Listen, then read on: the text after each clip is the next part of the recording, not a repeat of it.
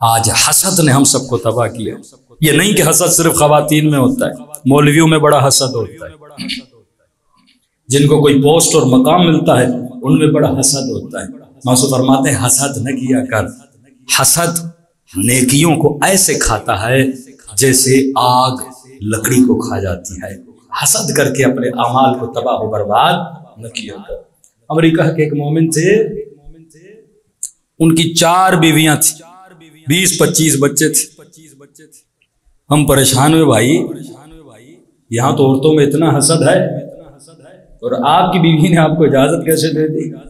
کب میں نے اپنی بیویوں کو امام زمانہ کا درس دیا ہوا ہے، مطلب ایک ایم ان کو دیا ہوا ہے.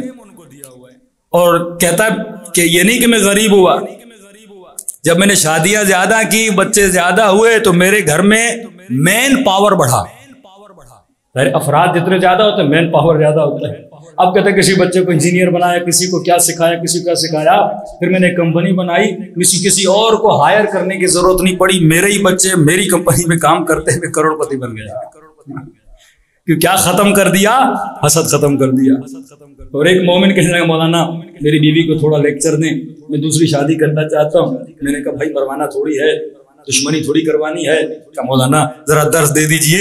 ہم نے بڑا درس دیا. ان کی بیوی کو حسد بڑی بیماری ہے، اگر ان کا ایم اچھا ہے، عورتوں میں حسد نہ ہو اور مردوں میں عدالت ہو تو گھر بہار بن جاتا ہے. اس کی بیوی نے کہا مولانا امام زمانہ پہ بچے سب قربان ہیں، شوہر قربان نہیں کر رہے. اور آپ چلے جائیے زاہدان میں، ایران میں سب سے زیادہ پاپولیشن شیعوں کی. لاسٹ 2 ایئرز اگو انہوں نے ریسرچ نکالی کہ زاہدان میں جو بلوچستان کا ایران کا حصہ ہے وہاں ہر بندے نے 4 شادیاں کی. زاہدان کا جو مفتی ہے اس کے 50 بچے ہیں، 50 بچے. تو میں نے کہا آپ کی بیویاں ریسرچ ان کو اجازت کیسے دیتی ہیں؟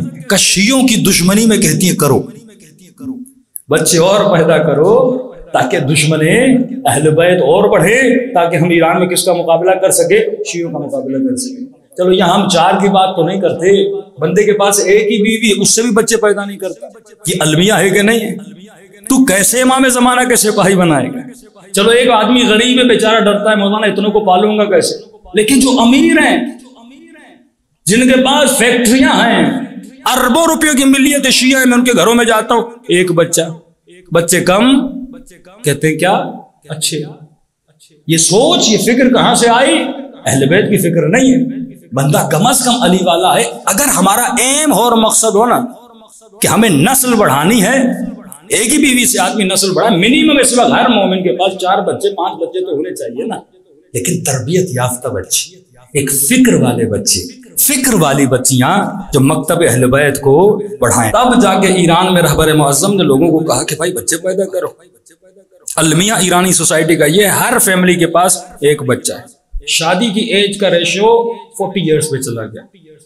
لیکن بڑے اچھے طریقے سے وہابیت نے کام کیا، بچے بھی بڑھائے. یہی کراچی کا مشہور مولوی ہے نا طارق مسعود، کتنی بیوی ہیں اس کی. یہی سوچ سعودی عرب نے ان کو سوچ دی ہے کہ آپ بچے زیادہ پیدا کرو، مطلب اس بندے پہ محنت کر کے وہابی بناؤ گے، اس پہ محنت کرو گے، بڑی مغز ماری کرنی پڑے گی. ضرورت کیا ہے؟ گھر میں فیکٹری لاؤ اور وہابی نکالتے جاؤ. آسانی سے وہابی بڑھتے رہے گے. یہ بھی ایک عقل مندی ہے نا ان کی دن بدن. اب ہم ایک بیوی بھی اللہ نے دی، اس سے بچے پیدا نہیں کرتے.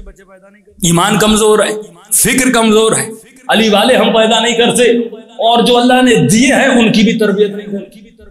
وہ بھی اس معاشرے کی بدکاریوں میں ہضم ہو جاتے ہیں. مجلس میں آئے، واہ واہ کی، نعرے مارے اور گھر جا کے سو گئے. پتہ ہی نہیں کہ حیدر کا مطلب کیا، علی کا مطلب کیا، علی کا کردار کیا، علی کی رفتار کیا، حسین کی سوچ کیا. صرف لبیک یا حسین کہنے سے تجھے حسین نہیں ملتا. جب تک امام زمانہ کی آواز پہ کردار سے تو لبیک نہیں کہتا. شعار دینے سے کچھ نہیں ہوتا. یہودی کوئی شعار نہیں دیتے، یہودی کوئی نعرے نہیں مارتے، انڈر گراؤنڈ کام کرتے ہیں ایجوکیشن پہ، نالج پہ. ہم مسلمان صرف نعرے مارتے ہیں کہ ہم یہ تھے، ہم یہ تھے، ہم یہ تھے. بھائی اب تم کیا ہو یہ مہم ہے. اب تم نے کیا کیا ہے، کون سا تم نے کارنامہ کیا ہے.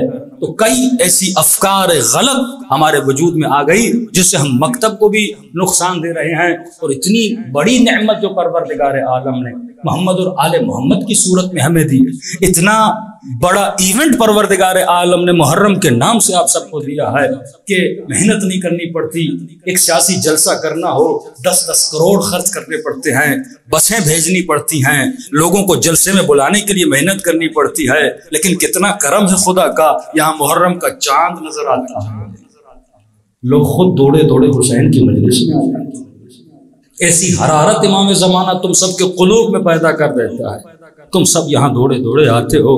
تو میرے عزیز، جب تک جذبہ ایثار، جب تک یہ صفات رذیلہ اپنے وجود سے نہیں نکالتے، جب تک اپنی زندگی کا ایم نہیں بنا لیتے کہ میں کسی مقصد کے لیے پیدا کیا گیا ہوں، مولا حسین کی زندگی کا بھی مقصد ہے، 6 مہینے کے علی اصغر بھی بتا کے جا رہے ہیں میرے پیدا ہونے کا بھی مقصد ہے، سکینہ زندان شام میں بتا رہی ہے میرے وجود کا بھی مقصد ہے، تو کیسے ہو سکتا ہے تیرے وجود کا مقصد نہ ہو؟ یہ 60 سال کی زندگی ہے، یہ خواب ہے، گزر جائے گا، لیکن جب روح بدن سے نکلے گی اس وقت انسان سرخرو ہونا چاہیے کہ مولا حسین میں نے زندگی ایسی گزاری جیسے آپ مجھے بول کر گئے تھے۔